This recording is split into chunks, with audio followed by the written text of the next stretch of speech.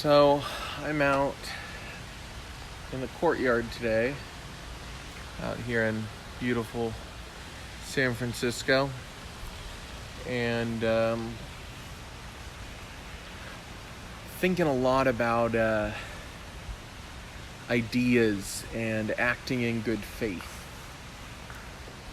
I find that a lot of what I was taught about ideas was wrong growing up, and I feel a lot less alone than I used to a year ago with this.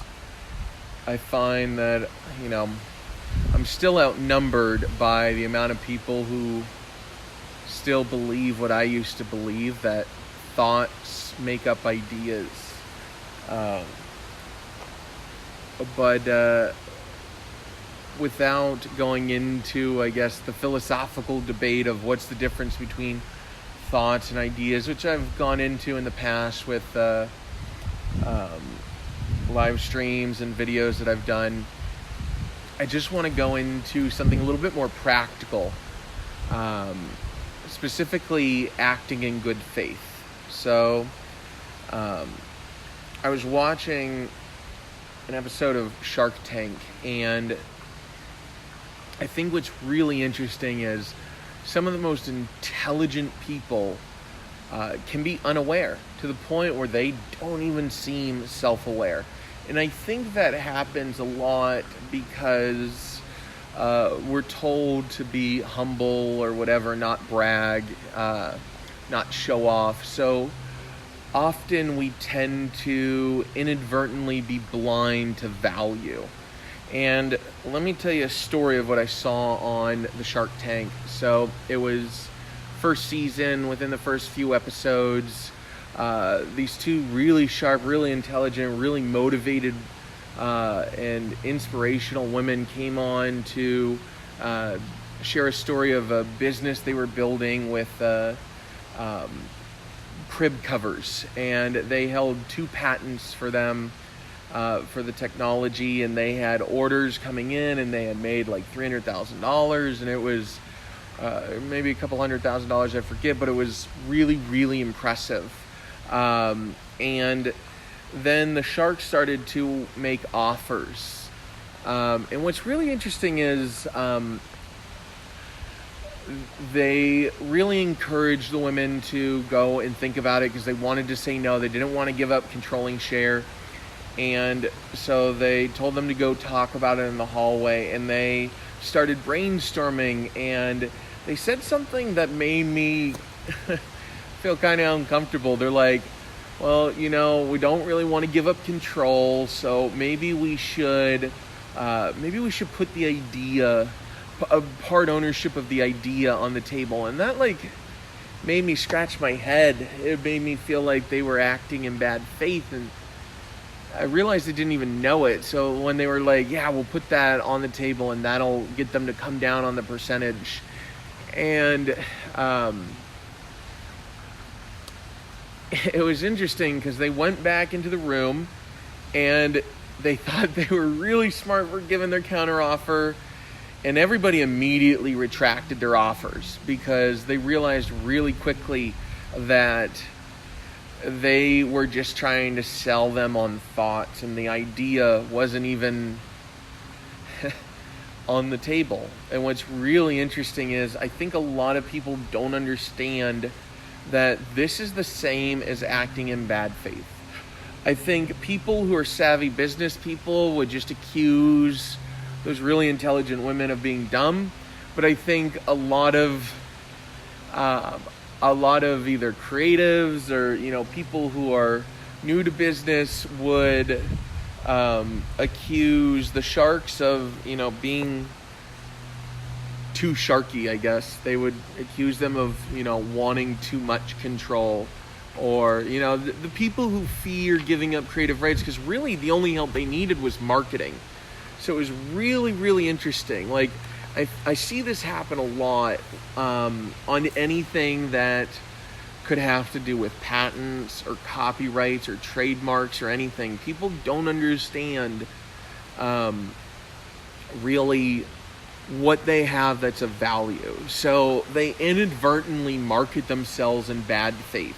And these women who were literally going there for investment to increase brand awareness, increase the awareness of the need for this product, they needed marketing, were essentially marketing in bad faith. What this is called in the marketing field is called fraud.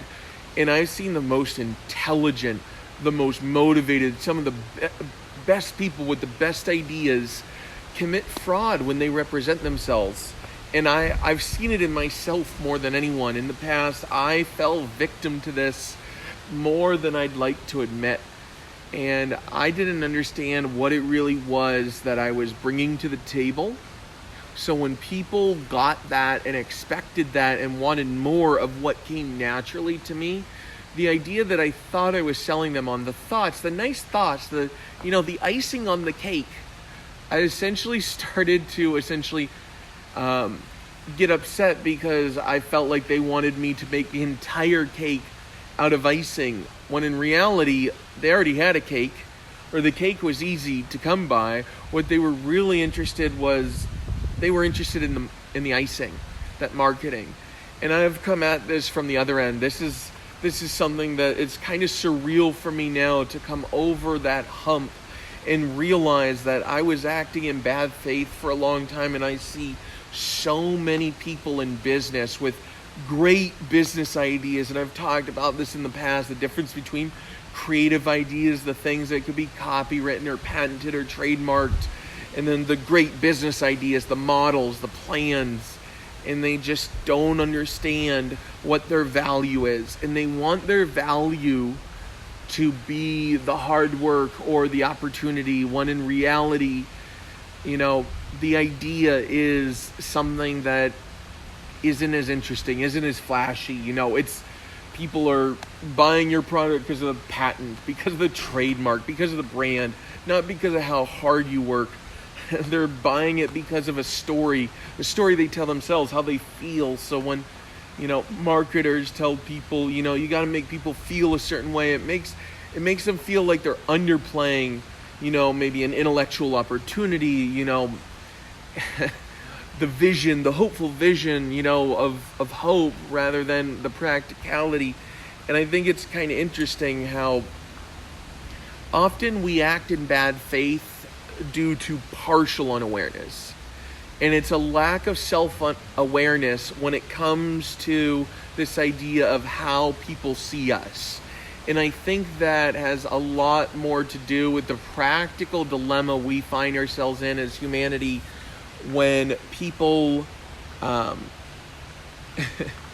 told not to brag, they're told to be humble, and yet they don't know how to communicate what is of value to them. And sometimes it's not even about what they say, but what they don't say.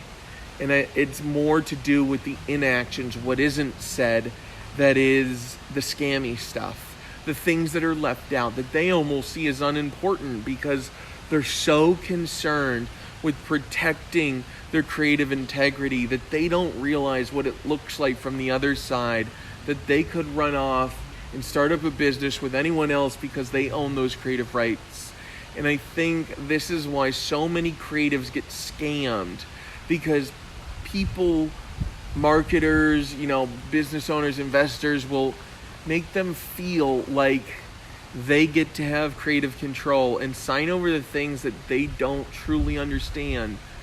Because what was really interesting is when it was explained to them what was happening and why these deals were just being pulled out from under the rug on them, they were very quick to change their tune, and they understood what the value was, and they put it back into the business and realized that they had made a lot of assumptions and they were not on the same page. They were creative geniuses for coming up with a brilliant product idea,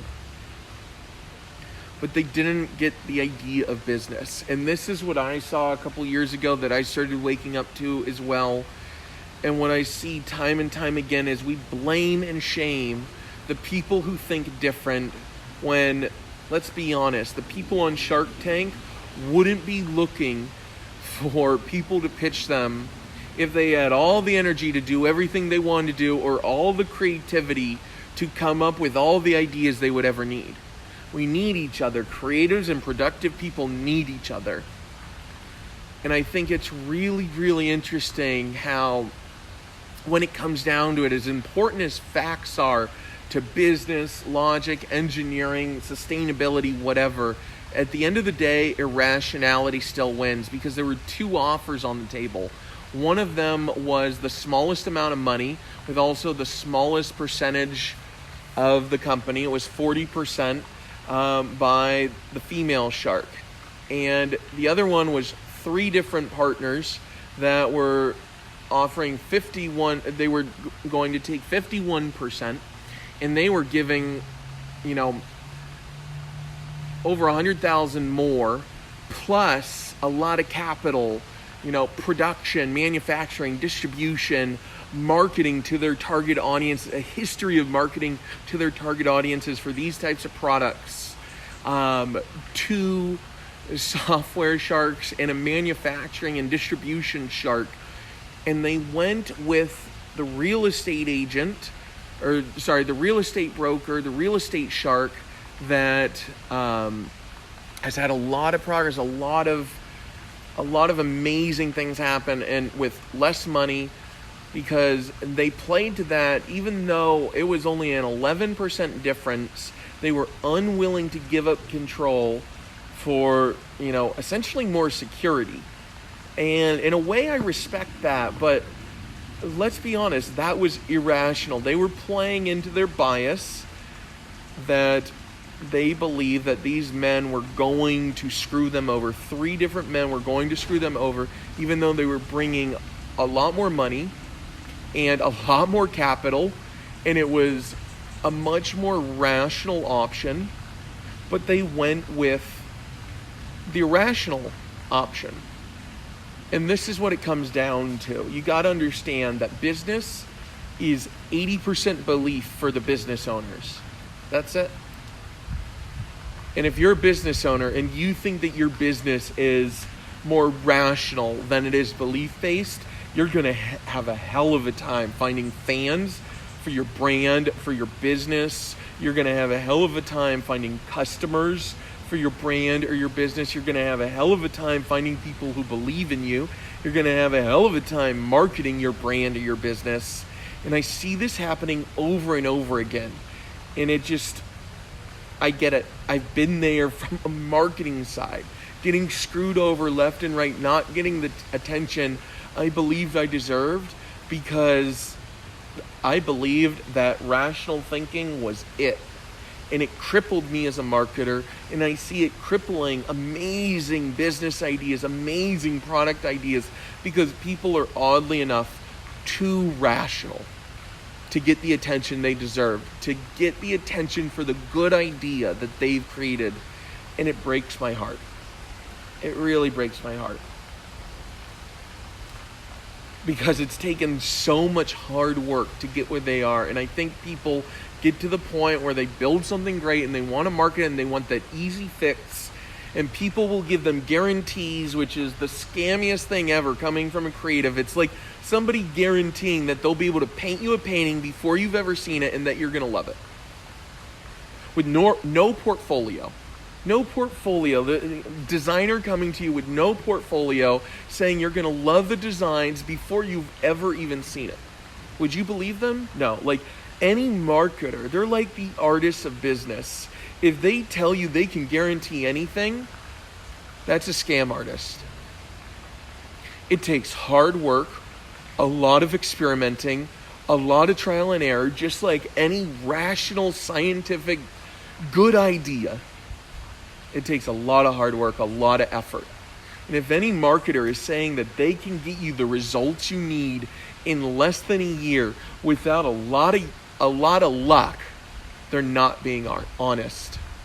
Because it is in direct correlation with working until something works, something clicks. You get that, essentially that 15 minutes of fame, and they've set up the infrastructure with you to capitalize on that moment, and then searching for more of those moments. It is a grind in the paradox. It is not climbing a mountain. It is literally, scaling the depths. It is like spelunking until you come back with that lump of gold and you finally found the place that you need to turn into a mine.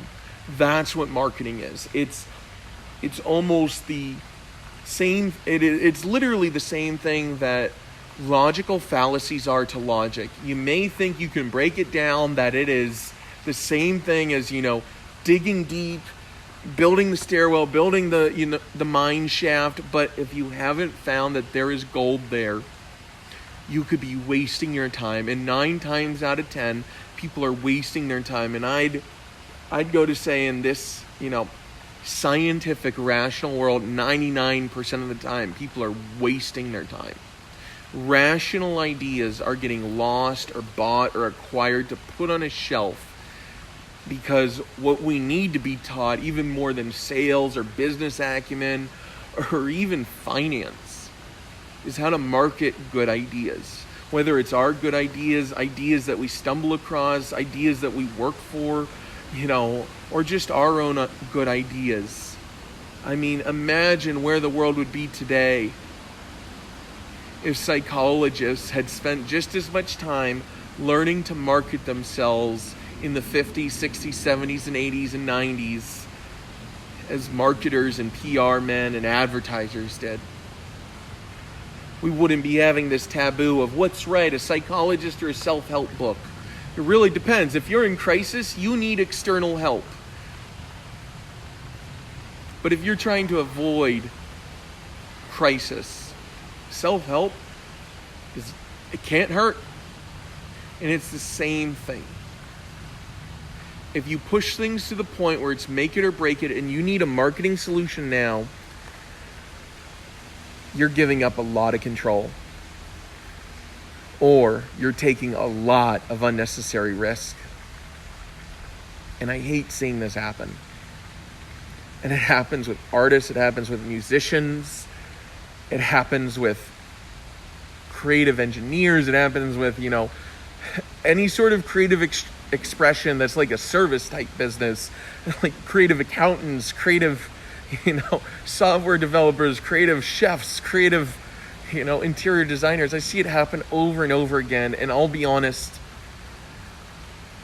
it happens because it's outside of the edge of our awareness. And just like I was screwing people over in the past and I couldn't figure out why, and I wanted to blame people and I did. And now I realize all I have to blame is myself. And I just want to share my message far and wide, because nobody deserves to work themselves into oblivion thinking that it's somebody else's fault when the solutions are so simple that they almost seem irrational. Because if you're working on something that's paradoxical in nature, like music or the arts, it makes sense to bring in a little bit of rationality, that if you're a great musician, maybe learn a little bit of math. You don't need to become a mathematician. You don't need to become a coder, but it might not hurt to figure out a little bit of that logical process.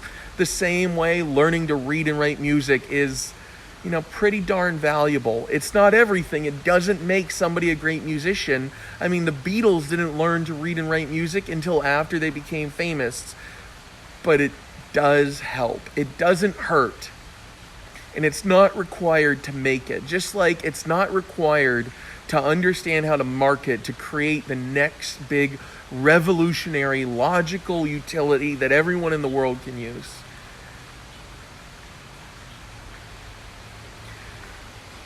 And this is my irrational plea, or my rational plea, depending on your perspective. But no matter what, if you're not doing this, this is going to feel a little odd, a little uncomfortable, and like you're going to want me to prove it. And I have to be honest, there's no way anyone can prove this to you until after it happens. Just like love, friendship, whatever. Nobody can prove to you that they're going to be what they're going to be. You just kind of have to take a risk on people who think different And if it was good enough for Steve Jobs to create what is considered one of the most successful marketing campaigns of all time on the premise of think different, where all he had was the freaking Apple logo and no computers in it, I think we can see why he was successful despite all the things that he gets accused and blamed for. We can accuse and blame ourselves or ask other people to prove the unprovable and just take a risk. Take a risk on what is the unknown to us, whether it is logical thought or logical fallacies. Understanding that, like with logical fallacies, there is no litmus test for logical fallacies. That is why they're both a rational thought and a story, because they're principles. And principles are not doctrine. They're not rules, they're not logic, they're not absolute. They vary from person to person, from business to business, from idea to idea. If you made it this far, you've made it further than, 99% of the rest. And I commend you for that. And if you want to share this with somebody because you think this is stupid or irrational or I'm crazy or I'm full of myself or whatever, I got some sort of God complex, do it, mock me, test me. Because I may not believe that I'm absolutely right, but at least I'm aware when I'm not wrong. And I want everybody to have that kind of confidence. So keep believing in yourself, keep believing in your good ideas, and don't be afraid to venture into the unknown. Because just like if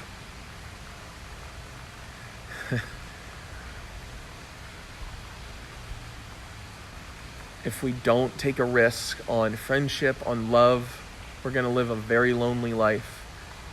And it's going to be dark and despair-filled. And maybe feign happiness. You deserve the kind of success you seek that is outside of your purview. And there's a reason why the best things take two people. Friendship, partnership, love, child rearing.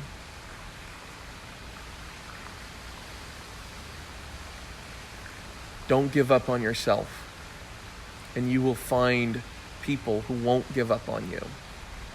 I can promise you that. Let yourself be vulnerable. Give people chances to prove their words with actions, and you will eventually find what you are looking for if you persevere. I believe in you, and just if you believe in yourself and you believe in other people enough to let them prove themselves with actions, anything is possible. Keep up the good work.